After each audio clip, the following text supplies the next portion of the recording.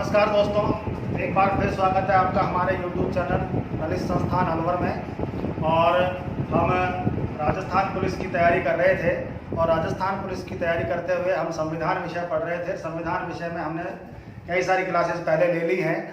अब इससे पहले वाला जो वीडियो हमने डाला था उसमें हम मौलिक अधिकार पढ़ रहे थे। मौलिक अधिकार में हमने उस वीडियो में पहला और दूसरा दो मौलिक अधिकार पढ़ लिए थे, समानता का अधिकार और स्वतंत्रता का अधिकार। समानता का अधिकार लिखा गया था अनुच्छेद 14 से 18 में और स्वतंत्रता का अधिकार लिखा गया है अनुच्छेद 19 से 22 तक। आज हम इससे आगे पढ़ेंगे। आगे पढ़ने से पहले थोड़ा सा रिवीजन। पहला मौलिक अधिकार है हमारा समानता का अधिकार। समानता का अधिकार लिखा हुआ है अनुच्छेद 14 से 18 तक में, जिसमें हमने अनुच्छेद 14 में पढ़ा था कि विधि के समक्ष समानता, जिसे हमने ब्रिटेन से ग्रहण किया। अनुच्छेद 14(1) में लिखा हुआ है विधि का समान संरक्षण, जिसे हमने अमेरिका से ग्रहण किया है। अनुच्छेद 15 में लिखा हुआ है कि भारत में जाति, धर्म, लिंग, जन्म स्थान के आधार पर किसी के साथ कोई भेदभाव नहीं किया जाएगा। अनुच्छेद 15(4) में लिखा हुआ है कि भेदभाव तो नहीं किया जाएगा लेकिन SC, ST, OBC को आरक्षण होगा। अनुच्छेद 16 में लिखा हुआ है कि लोक नियोजन में समानता होगी, अर्थात सरकारी नौकरियों में सबको समान अवसर दिए जाएंगे। अवसर की समानता का अधिकार इसमें लिखा हुआ है, लेकिन इसका अपवाद भी लिखा हुआ है अनुच्छेद 16(4) के अंतर्गत कि सरकारी नौकरियों में भी SC, ST, OBC को आरक्षण होगा। अगला बहुत महत्वपूर्ण अनुच्छेद था हमारा 17 नंबर का अनुच्छेद, अनुच्छेद 17। अनुच्छेद 17 में लिखा हुआ है अस्पृश्यता, अर्थात छुआछूत को गैर कानूनी घोषित कर दिया गया है। अस्पृश्यता को जो है गैर कानूनी घोषित कर दिया गया है कि कोई भी व्यक्ति छुआछूत नहीं कर सकता, यदि करता है तो वह दंड का भागी होगा। और आखिरी अनुच्छेद हमने इस अधिकार के अंतर्गत पढ़ा था वो था 18 नंबर का अनुच्छेद, अनुच्छेद 18 में लिखा हुआ है कि भारत में उपाधियों का अंत कर दिया गया है। भारत में केवल शिक्षा और सेना के क्षेत्र में ही उपाधियां दी जाएंगी, इसके अलावा अन्य किसी भी क्षेत्र में कोई उपाधि नहीं दी जाएगी। शिक्षा के क्षेत्र में उपाधि दी जाएगी जब कोई व्यक्ति अद्वितीय सफलता अर्जित करता है तब, और सेना के क्षेत्र में उपाधि दी जाएगी जब कोई व्यक्ति अदम्य साहस का परिचय देता है। इसके बाद हमने पिछले वीडियो में पढ़ा था दूसरा मौलिक अधिकार। दूसरा मौलिक अधिकार है हमारा स्वतंत्रता का अधिकार और इसे लिखा गया है अनुच्छेद 19 से 22 तक में।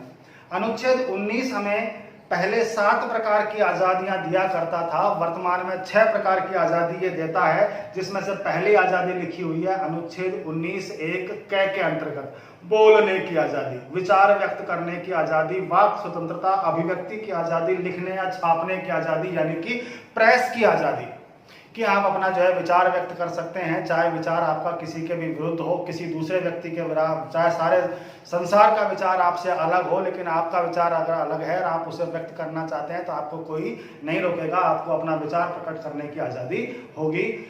दूसरा, इसी अनुच्छेद के अंतर्गत, इसी अनुच्छेद 19(1) के अंतर्गत अधिकार दिया गया है सूचना का अधिकार, कि आप जो है किसी भी सरकारी या अर्ध सरकारी संस्थान से नाम मात्र के शुल्क पर कोई भी सूचना प्राप्त कर सकते हैं। बस शर्त यह है कि वो सूचना संवेदनशील ना हो और सामरिक दृष्टि से महत्वपूर्ण ना हो, अर्थात संवेदनशील की ऐसी कोई सूचना नहीं होनी चाहिए जिससे भारत में दंगे फसाद हो जाएं बाहर आने पर, सूचना के बाहर आने पर, या फिर कोई ऐसी सूचना नहीं हो कि किसी दुश्मन देश के हाथ पड़ जाए तो वो उसका फायदा उठा करके भारत देश को नुकसान पहुंचा सके। अगर ऐसी सूचनाएं नहीं है तो आप किसी भी सरकारी या अर्ध सरकारी संस्थान से नाम मात्र के शुल्क पर कोई भी सूचना प्राप्त कर सकते हैं। इसके बाद दूसरी आजादी जो देता है ये अनुच्छेद, वो है अनुच्छेद 19(1) के अंतर्गत, और इसमें लिखा गया है कि भारत में बिना हथियारों के शांतिपूर्ण तरीके से सम्मेलन आयोजित करने की, सभा करने की आजादी होगी, कि आप हथियारों के बिना शांतिपूर्ण तरीके से कोई सभा या सम्मेलन करना चाहते हैं तो कर सकते हैं। अनुच्छेद 19(1) आपको यह आजादी प्रदान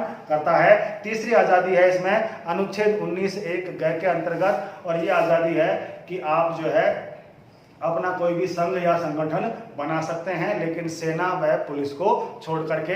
इसके बाद अनुच्छेद 19(1) में दी गई है आपको संपूर्ण भारत में कहीं पर भी भ्रमण करने की आज़ादी, कि आप पूरे भारत में कहीं पर भी भ्रमण कर सकते हैं, लेकिन जनजातीय क्षेत्रों को छोड़ करके। इसके बाद अनुच्छेद 19(1) के अंतर्गत आती है आज़ादी संपूर्ण भारत में कहीं पर भी स्थायी रूप से निवास करने की आज़ादी। 5वीं आज़ादी है इस अनुच्छेद के द्वारा अनुच्छेद 19(1) यह के अंतर्गत कि आप संपूर्ण भारत में कहीं पर भी स्थायी रूप से निवास कर सकते हैं। पहले इसका भी अपवाद हुआ करता था कि जम्मू कश्मीर को छोड़कर, लेकिन जब से अनुच्छेद 370 हटाया गया है आप जम्मू कश्मीर में भी स्थायी रूप से निवास कर सकते हैं, क्योंकि जम्मू कश्मीर के नागरिकों को पहले दोहरी नागरिकता थी, लेकिन जब से 370 समाप्त हुआ है वो भी केवल इकाई नागरिकता वाले हो गए हैं। अब इकाई नागरिकता ही हमारे शेष भारत के लोगों के पास हुआ करती थी, तो अब आप जम्मू कश्मीर में जाकर के भी स्थायी रूप से निवास कर सकते हैं। इसी अनुच्छेद के द्वारा पहले एक आजादी हुआ करती थी, अनुच्छेद 19(1) च के अंतर्गत, और च में था संपत्ति अर्जित करने की आजादी। लेकिन जब से संपत्ति के मौलिक अधिकार को हटाया गया है, इस अनुच्छेद को भी हटा दिया गया है। 44वें संविधान संशोधन 1978 के द्वारा संपत्ति के मौलिक अधिकार के साथ साथ इस अनुच्छेद 19(1) च को भी समाप्त कर दिया गया है। अब ये आजादी हमें नहीं दी जाती, तो अंतिम आजादी इस पे मिलती है, वो है अनुच्छेद 19(1) च के द्वारा कि आप अपना कोई भी पेशा या व्यवसाय चुन सकते हैं। आपका जन्म चाहे किसी भी जाति में हुआ हो, उस जाति का चाहे पारंपरिक पेशा कुछ भी रहा हो, आप कोई दूसरा पेशा, नया पेशा अपनाना चाहते हैं, व्यवसाय अपनाना चाहते हैं, तो आप अपना सकते हैं। दूसरा अनुच्छेद आता है इसके अंतर्गत 20, और 20 में लिखा हुआ है दोष सिद्धि के संबंध में संरक्षण, और ये हमें 3 प्रकार की आजादियां देता है। पहली आजादी अनुच्छेद 20(1) के अंतर्गत कि आपके द्वारा किया गया कोई कार्य तब तक अपराध नहीं कहलाएगा जब तक कि वह, जब आप वो काम कर रहे हो उस समय किसी कानून का, किसी विधि का उल्लंघन नहीं है। बाद में चाहे विधि बन जाए, लेकिन अगर जब आपने काम किया है उस समय वह विधि का उल्लंघन नहीं है तो आप अपराधी नहीं कहलाएंगे। दूसरी आजादी मिलती है अनुच्छेद 20(2) के अंतर्गत कि किसी भी व्यक्ति को स्वयं के विरुद्ध गवाही देने के लिए बाध्य नहीं किया जा सकता, अर्थात इकबाल या जुर्म कबूल करने के लिए किसी व्यक्ति को मजबूर नहीं किया जा सकता। और अनुच्छेद 20(3) हमें आजादी देता है कि एक ही अपराध के लिए किसी व्यक्ति को 2 बार दंड नहीं दिया जाएगा। आगे चलते हैं हम इसमें अनुच्छेद 21 पढ़ा था हमने। अनुच्छेद 21 में लिखा हुआ है प्राण व दैहिक स्वतंत्रता का अधिकार, अर्थात कोई आपके प्राणों का हरण नहीं कर सकता, कोई आपको शारीरिक रूप से प्रताड़ित भी नहीं कर सकता। ये अनुच्छेद 21 जो है वो भारतीय संविधान का सबसे छोटा अनुच्छेद है, इसमें सबसे कम शब्दों का प्रयोग किया गया है। जब ये सबसे छोटा अनुच्छेद है, सबसे बड़ा अनुच्छेद बताया था मैंने आपको अनुच्छेद 243, जिसमें पंचायती राज व नगरीय स्वशासन का उल्लेख किया गया है। ये सबसे बड़ा अनुच्छेद है भारतीय संविधान का। आगे चले थे हमने पढ़ा था अनुच्छेद 21(a). अनुच्छेद 21(a) या अनुच्छेद 21 के ये हमारे मूल संविधान में नहीं था, इसे हमने बाद में जोड़ा है 86वें संविधान संशोधन 2002 के द्वारा, जिसके द्वारा 6 से 14 वर्ष के बालकों को निःशुल्क और अनिवार्य शिक्षा प्राप्त करने का अधिकार दिया गया है। फिर हमने पढ़ा था अनुच्छेद 22। अनुच्छेद 22 हमें आज़ादी देता है कि गिरफ्तारी से रोक लगाने पर, कि जो है किसी भी व्यक्ति को गिरफ्तार करने से पहले इन बातों का ध्यान रखना होगा। 4 बातें बताई थी मैंने आपको। पहली बात कि यदि गिरफ्तार होने वाला व्यक्ति बीमार है तो उसे पहले उसका इलाज करवाया जाए, उसके बाद उसे अरेस्ट किया जाए। दूसरा हमने पढ़ा था कि यदि गिरफ्तार होने वाला व्यक्ति जो है उसको अपना गिरफ्तारी का कारण जानने का अधिकार होगा कि उसे किस अपराध में गिरफ्तार किया जा रहा है। जब तक आप कारण नहीं बताओगे अरेस्ट नहीं कर सकते। तीसरी बताई थी मैंने बात कि गिरफ्तार हो गए व्यक्ति को अपने वकील से बात करने का अधिकार होगा, कि वो थाने में है या आप उसे अरेस्ट करके ले जा रहे हैं तो वो अपने बचाव के लिए अपने वकील से बात कर सकता है, आप उसे बात करने देंगे। यहाँ तक कि अगर उसको फ़ोन से बात करनी है तो आप उसे फ़ोन भी उपलब्ध करवाएंगे। ये पुलिस की जिम्मेदारी है, अरेस्ट करने से पहले या अरेस्ट करने के बाद भी उसे वकील से बात करने दी जाए। और आखिरी बात थी इसमें कि गिरफ्तार हुए व्यक्ति को 24 घंटे के भीतर न्यायालय में पेश किया जाए। बहुत महत्वपूर्ण आज़ादी है। आजकल इसमें सवाल खूब बन करके आते हैं। पहली बात तो ये कि ये व्यक्तिगत स्वतंत्रता से संबंधित है, अधिकार है। अनुच्छेद 22वां जो है वो व्यक्तिगत स्वतंत्रता से संबंधित है। किसी की व्यक्तिगत स्वतंत्रताओं का हनन इस अनुच्छेद के अनुसार नहीं किया जा सकता। गिरफ्तार व्यक्ति को 24 घंटे के भीतर न्यायालय में पेश किया जाए और उन 24 घंटों में यात्रा व अवकाश का समय नहीं जोड़ा जाएगा। तो हम पिछले वीडियो में ये सब कुछ पढ़ चुके थे। आज आगे चलते हैं। 2 मौलिक अधिकार हमने पढ़ लिए थे। आगे चलते हैं। मौलिक अधिकार हम पढ़ रहे हैं और तीसरे नंबर का हमारा अधिकार है शोषण के विरुद्ध अधिकार,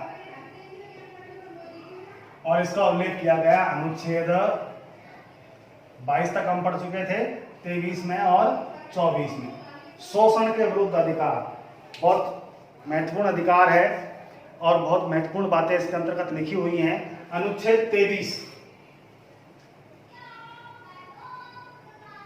अनुच्छेद 23 कहता है मानव दुर्व्यवहार,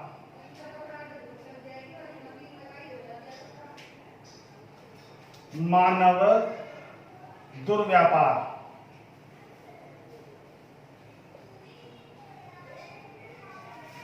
बलात् श्रम, बेगार व बंधुआ मजदूरी पर रोक। अनुच्छेद 23 मानव दुर्व्यवहार, मानव दुर्व्यापार, बलात् श्रम, बेगार और बंधुआ मजदूरी पर रोक लगाता है। क्या मतलब है इन शब्दों का? मानव दुर्व्यवहार, एक मनुष्य दूसरे मनुष्य के सम्मान को ठेस नहीं पहुंचा सकता अपने व्यवहार के द्वारा, अपने किसी व्यक्ति के साथ बुरा व्यवहार नहीं कर सकता, चाहे वो बड़ा व्यक्ति होए, मालिक होए, अपने नौकर के साथ, अपने अधीनस्थों के साथ या किसी गरीब व्यक्ति के साथ कोई व्यक्ति बुरा व्यवहार नहीं कर सकता, उसके सम्मान को चोट नहीं पहुंचा सकता। मानव दुर्व्यापार, मानव दुर्व्यापार से मतलब है कि मनुष्यों की खरीद फरोख्त नहीं की जा सकती। जैसे पुराने जमाने में गुलाम खरीदे और बेचे जाते थे, अब इस तरह के व्यापार पर रोक लगा दी गई है। मानव का बुरा व्यापार अब नहीं किया जाएगा। बलात् श्रम, आपसे कोई जबरदस्ती कार्य नहीं करवा सकता, श्रम नहीं करवा सकता। मैं मजदूर हूं, मैं चौराहे पर खड़ा रह करके मजदूरी ढूंढ रहा हूं, कोई व्यक्ति मेरे को मजदूर ले जाना चाहता है, मैं जानता हूं कि वो व्यक्ति जो है मजदूरी तो करवाता है, पैसे भी देता है, लेकिन उसके बदले में बहुत ज्यादा काम करवाता है, प्रताड़ित करता है। तो मैं अगर उसके पास मजदूरी करने नहीं जाना चाहता, तो चाहे वो मेरे को मेहनताना देता हो, दुगुना मेहनताना दे, कितना भी मेहनताना दे, यदि मेरी इच्छा नहीं है उसके यहाँ श्रम पर जाने की, उसके यहाँ मजदूरी पर जाने की, तो कोई जबरदस्ती मेरे से मजदूरी नहीं करवा सकता। मैं किसी दूसरे के पास जाना चाहता हूँ, किसी दूसरे व्यक्ति के पास जाऊंगा, तेरे पास नहीं जा सकता, नहीं जाना चाहता, नहीं जाऊंगा। बेगार, बेगार खैर आजकल तो बंद हो गई है, पहले हुआ करती थी राजा महाराजाओं के जमाने में, जब किसी भी व्यक्ति को बिना पैसे दिए किसी बड़े जागीरदारों के यहाँ, राजाओं के यहाँ या सेठ साहूकारों के यहाँ काम पर जाना होता था, बदले में पैसे भी नहीं दिए जाते थे, उसे कहते थे बेगार। बेगारी पर भी रोक लगा दी गई है। और अनुच्छेद 23 के द्वारा बंधुआ मजदूरी पर भी रोक लगा दी गई है। बंधुआ मजदूरी से मतलब है पुराने जमाने में जब बैंक वगैरह नहीं हुआ करते थे तो कर्जा लेने का एकमात्र साधन सेठ साहूकार हुआ करते थे। सेठ साहूकार कर्जे के बदले में ब्याज तो लेते ही देते थे, साथ ही गारंटी के तौर पर परिवार के किसी सदस्य को अपने यहाँ नौकर के रूप में रख लेते थे कि जब तक तेरा परिवार का मुखिया पूरा कर्जा नहीं चुका देगा, तू मेरे यहाँ गारंटी के तौर पर रहेगा। उन लोगों के साथ बड़ा बुरा व्यवहार किया जाता था, उन्हें बस केवल जीने के लायक खाने को दिया जाता था और उनसे रात और दिन कमर तोड़ मेहनत करवाई जाती थी। इसे कहते थे बंधुआ मजदूरी। अनुच्छेद 23 ने इस पर भी रोक लगा दी गई है। तो अनुच्छेद 23 में लिखा हुआ है मानव दुर्व्यवहार, मानव दुर्व्यापार, बलात् श्रम, बेगार और बंधुआ मजदूरी पर रोक। इसके बाद आता है अनुच्छेद 24। अनुच्छेद 24 में भी एक महत्वपूर्ण अधिकार दिया गया है और इसमें लिखा गया है 14 वर्ष तक के बालकों से श्रम नहीं करवाया जाए। 14 वर्ष तक के बालकों के से श्रम नहीं करवाया जाए। हमने पिछला भी एक अनुच्छेद पढ़ा था, अनुच्छेद 21A, जिसमें 14 वर्ष तक के बालकों को शिक्षा का अधिकार दिया था। और अनुच्छेद 14 में लिखा हुआ है कि 14 वर्ष तक के बालकों से कोई भी श्रम या मेहनत मजदूरी वाला काम, ऐसा कोई काम नहीं करवाया जाए जिससे कि उनको जो है उनके पढ़ाई में बाधा उत्पन्न हो। पहले इस कानून में लिखा हुआ था, इस अनुच्छेद में लिखा हुआ था कि 14 वर्ष तक के बालकों से दुर्गम परिस्थितियों में, कठिन परिस्थितियों में कार्य नहीं करवाया जाए, ऐसी जगह कार्य नहीं करवाया जाए जहां पर जान माल का खतरा हो। लेकिन 10 अक्टूबर 2006 से, कब से? 10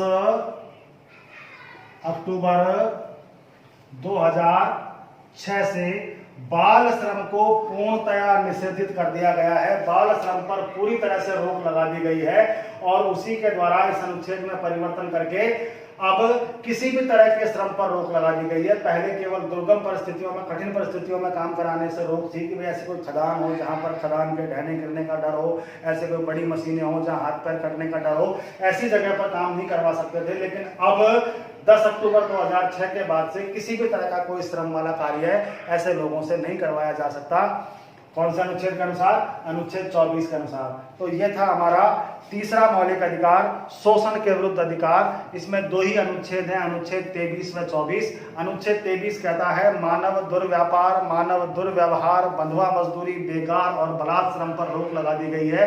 और अनुच्छेद 24 के अनुसार 14 वर्ष तक के बालकों से श्रम पर रोक लगा दी गई है। छोटे कारखानों में, जैसे बहुत सारे ऐसे कारखाने हैं, चाय की दुकान पर कप साफ करने के लिए बच्चों को रख लेते हैं, या बहुत सारे उद्योग तो ऐसे हैं जो छोटे बच्चों से ही चलते हैं, आज भी लोग करवा रहे हैं, लेकिन वो गैर कानूनी है। जैसे पटाखों में बारूद भरने का कार्य है, बच्चों की उंगलियां छोटी होती हैं, छोटे छोटे पाइपों में वो बारूद भरनी होती है, तो उनके हाथों से बड़ी जल्दी भर दी जाती है। तो इस तरह के कार्य, या बीड़ी बनाने के कारखानों में भी बालकों को प्राथमिकता से लिया जाता है, क्योंकि छोटी उंगलियों में उनके द्वारा जर्दा आसानी से भर दिया जाता है। लेकिन ये सब गैर कानूनी है। किसके अनुसार? अनुच्छेद 14 के अनुसार बालकों से अब किसी भी प्रकार का कोई श्रम नहीं करवाया जा सकता। आगे चलते हैं दोस्तों। अच्छा, इसी में ही बाल श्रम पर रोक लगा दी गई है पूरी तरीके से। कब से? 10 अक्टूबर 2006 से। अगला मौलिक अधिकार है हमारा धार्मिक स्वतंत्रता का अधिकार, और इस अधिकार का उल्लेख किया गया है भारतीय संविधान के अनुच्छेद 25 से लेकर के 28 में।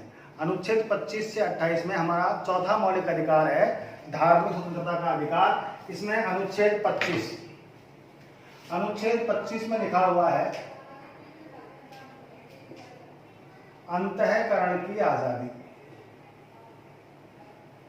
अंतःकरण की आजादी क्या मतलब है? इस अंतःकरण की आजादी का, इसका तात्पर्य है कि किसी भी धर्म को मानने, अपनाने और उसके अनुसार आचरण करने की आजादी।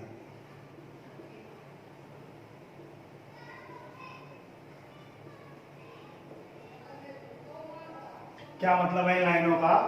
कि आपका जन्म चाहे किसी भी धर्म वाले परिवार में हुआ हो, आप जिस परिवार में जन्म लेते हैं उसका धर्म चाहे कुछ भी रहा हो, आप कोई दूसरा धर्म अपनाना चाहते हैं, अपना सकते हैं। किसी दूसरे धर्म के अनुसार आचरण करना चाहते हैं, कर सकते हैं। और यदि इस दौरान कहीं कोई बाधा उत्पन्न आती है तो धर्म की आज़ादी, अंतःकरण की आज़ादी सर्वोपरि होगी, बाकी सारी कानूनों को देख के अलावा।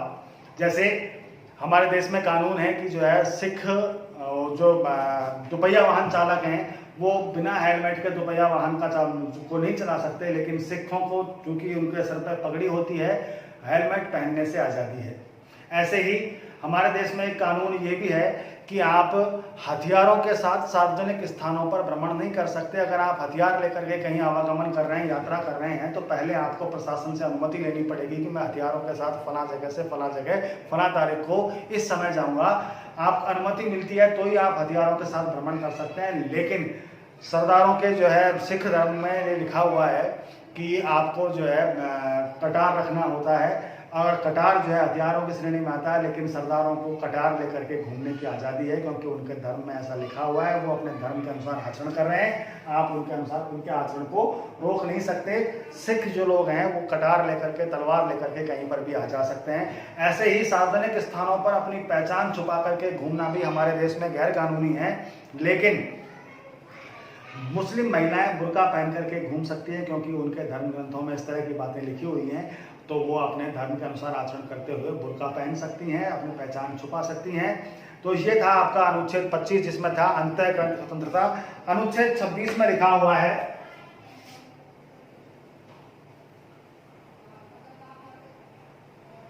धार्मिक कार्यों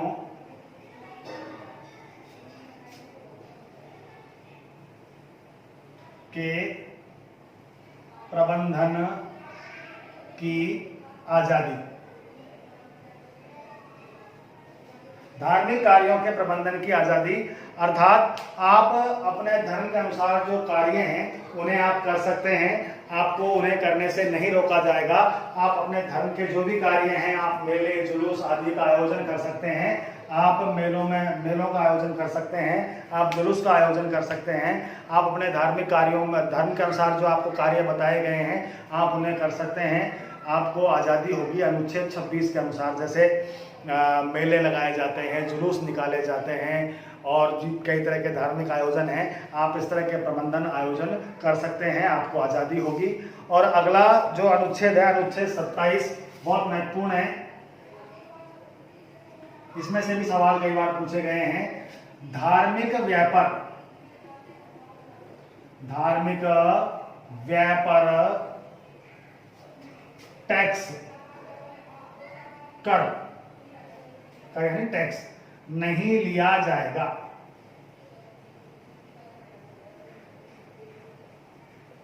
कि धार्मिक व्यापार कोई टैक्स नहीं लिया जाएगा। आप धर्म के नाम पर किसी धार्मिक संस्था को, मंदिर को, मस्जिद को, ट्रस्ट को, गुरुद्वारे को कोई आप दान देते हैं तो ना तो उस धार्मिक संस्था से टैक्स लिया जाएगा और ना ही आपसे आपसे टैक्स लिया जाएगा कि आपने इतनी बड़ी राशि कैसे दान कर दी। धार्मिक व्यापार किसी प्रकार का कोई टैक्स नहीं लिया जाएगा। और एक जो आजकल चर्चा में चल रहा है मुद्दा, अनुच्छेद 28 में लिखा हुआ है कि राजकीय शिक्षण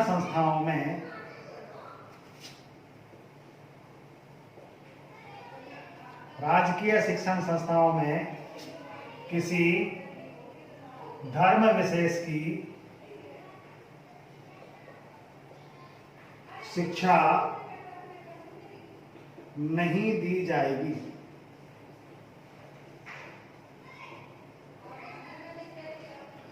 चौथा मौलिक अधिकार पढ़ रहे थे हम, स्वतंत्रता का अधिकार, और इसका चौथा अनुच्छेद है, आखिरी अनुच्छेद 28 अनुच्छेद, कि किसी भी राजकीय शिक्षण संस्था में किसी धर्म विशेष की शिक्षा नहीं दी जाएगी।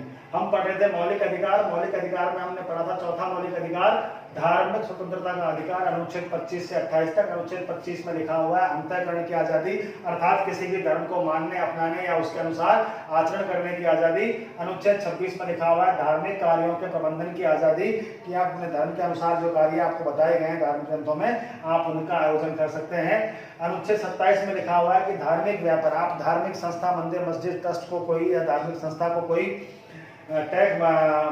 दान देते हैं, कोई उनके ऊपर कोई व्यय करते हैं, खर्चा करते हैं, तो उन पर टैक्स नहीं लिया जाएगा। और साथ ही साथ अनुच्छेद 28 में लिखा हुआ है कि राजकीय शिक्षण संस्थाओं में किसी धर्म विशेष की शिक्षा नहीं दी जाएगी। आगे चलते हैं दोस्तों, पांचवा मौलिक अधिकार है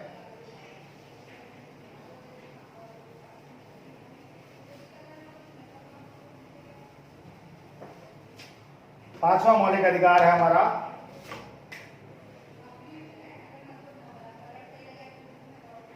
शिक्षा एवं संस्कृति का अधिकार।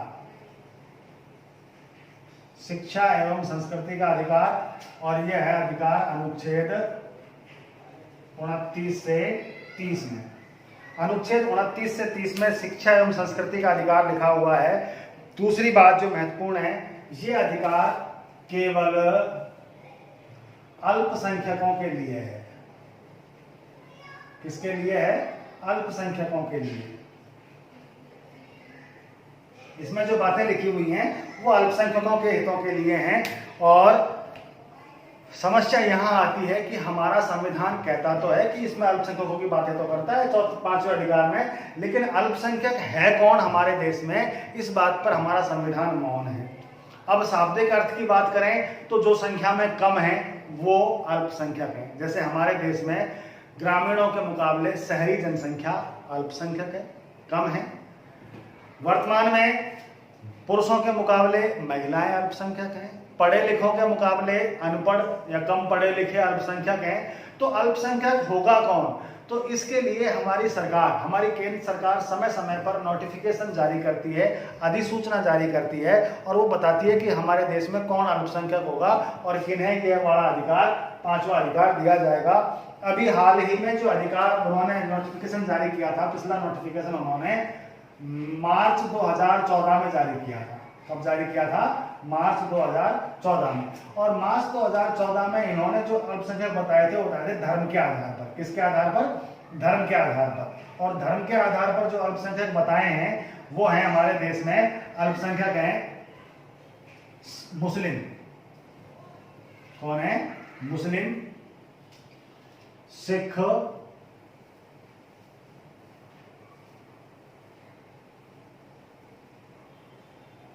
ईसाई,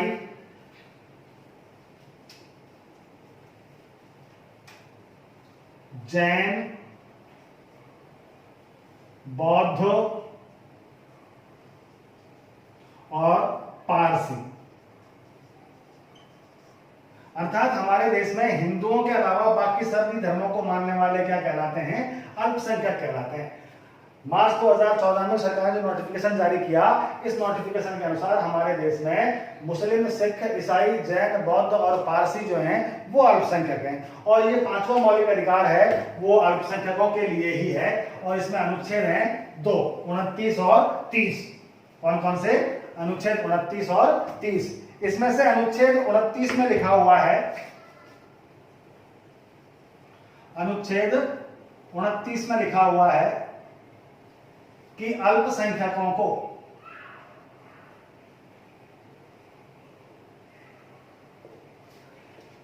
अपनी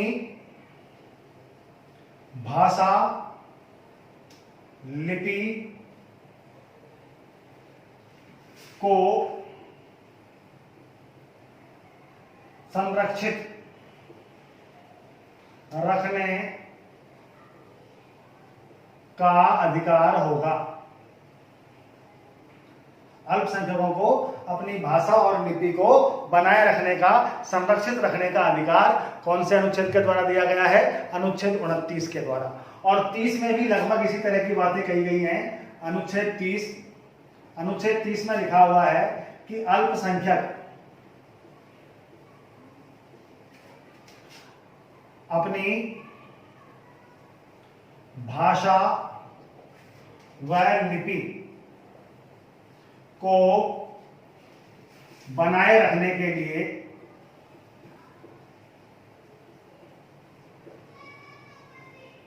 अपने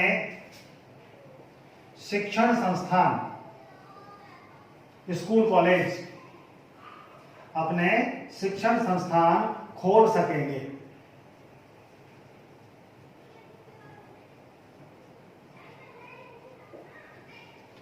कौन से अधिकार की बात कर रहे थे हम? 5वां मौलिक अधिकार है शिक्षा एवं संस्कृति का अधिकार। अनुच्छेद 29 और 30 में सबसे महत्वपूर्ण बात कि ये अधिकार केवल अल्पसंख्यकों की बातें करता है, अल्पसंख्यकों के लिए है। इसमें 2 अनुच्छेद हैं, अनुच्छेद 29 व 30। अनुच्छेद 29 कहता है कि अल्पसंख्यकों को अपनी भाषा, लिपि को बनाए रखने का, अपनी संस्कृति को बनाए रखने का अधिकार होगा। और अनुच्छेद 30 कहता है कि अल्पसंख्यक अपनी भाषा, लिपि और संस्कृति को बनाए रखने के लिए अपने शिक्षण संस्थान अर्थात स्कूल, कॉलेजों को खोल सकेंगे और वहां अपनी भाषा, लिपि और संस्कृति की पढ़ाई अपने आने वाली पीढ़ियों को करवा सकेंगे ताकि उनकी भाषा, लिपि और संस्कृति बनी रह सके। तो ये था हमारा 5वां मौलिक अधिकार। हमारा वीडियो आपको कैसा लगा जरूर बताएं, कमेंट करें, ज़्यादा से ज़्यादा लाइक और शेयर करें। राजस्थान पुलिस की दृष्टि से बहुत महत्वपूर्ण टॉपिक चल रहा है ये मौलिक अधिकार। हालांकि राजस्थान पुलिस ही नहीं, किसी भी परीक्षा के लिए बहुत महत्वपूर्ण टॉपिक है मौलिक अधिकार। जब आप संविधान पढ़ते हैं, राजनीति विज्ञान पढ़ते हैं और आप मौलिक अधिकार नहीं जानते हैं तो इसका मतलब आप संविधान में कुछ भी नहीं जानते हैं। देखें, एक बार में समझ में नहीं आया, दूसरी बार देखें, 100% समझ में आएगा आपको। और लाइक शेयर जरूर करते रहें, अपने साथियों को भी वीडियो फॉरवर्ड करते रहें। धन्यवाद। जय हिंद, जय भारत।